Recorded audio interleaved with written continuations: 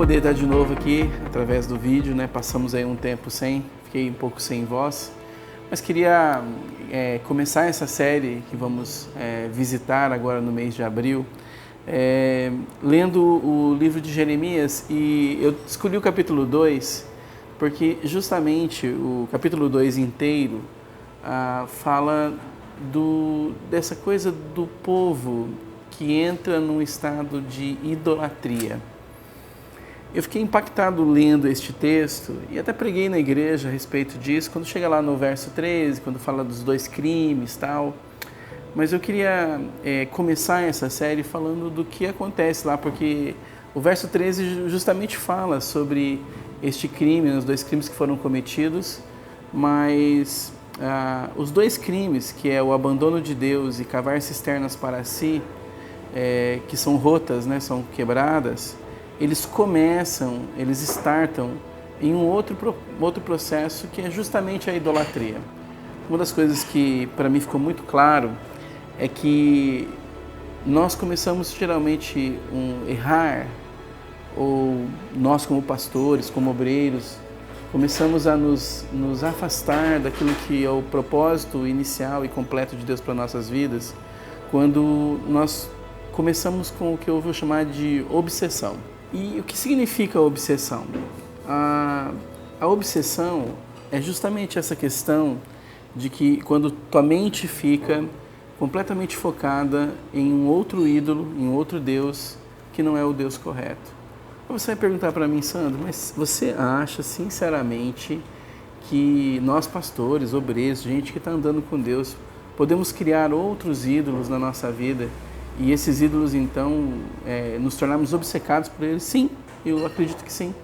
Aliás, eu de vez em quando encontro essas obsessões em mim mesmo, né? Seja com a igreja, seja com um projeto pessoal, seja com um projeto da própria igreja, e às vezes nós focamos tanto, né? Eu me lembro que uma vez de uma pessoa falando para mim assim, reclamando, né, de uma igreja, dizendo assim, o nosso pastor parece que só tem cimento na boca, ele só fala de cimento, só fala de cimento. Obviamente, né, e nós lá em Arapongas estamos agora nos aproximando da ideia e do pensamento de construir. E aí você tem que falar de cimento, falar de telha, falar de coisas que você vai ter que comprar, e muitas de nossas igrejas estão em reforma, mas isso não pode ser uma obsessão.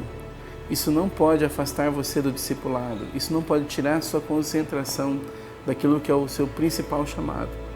Percebo hoje, depois dessa tragédia que nós vivemos, e comecei a observar os meus amigos, e entendi e vi neles que alguns dos meus amigos são obcecados com algumas coisas. Alguns obcecados em ser uma vítima. Outros têm outros tipos de obsessões, sejam construções, sejam projetos para que a igreja faça alguma coisa que seja relevante de alguma forma. E eles ficam tão concentrados nesses projetos que esquecem as pessoas, que esquecem de si mesmos, esquecem da sua devoção. É problema nós sonharmos com construção? Obviamente que não.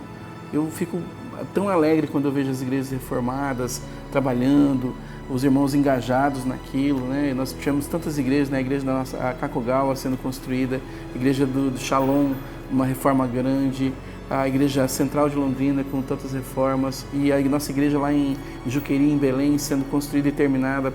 Então eu vejo assim que nós temos tantas coisas legais, isso não é problema. Aqui eu queria falar com você sobre isso, que o abandono de quem Deus é, ele começa justamente com obsessão.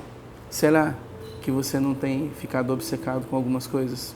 Meu querido amigo, eu queria que você voltasse para as Escrituras e para a sua devoção e perguntasse isso a Deus, permitisse que Deus sondasse teu coração.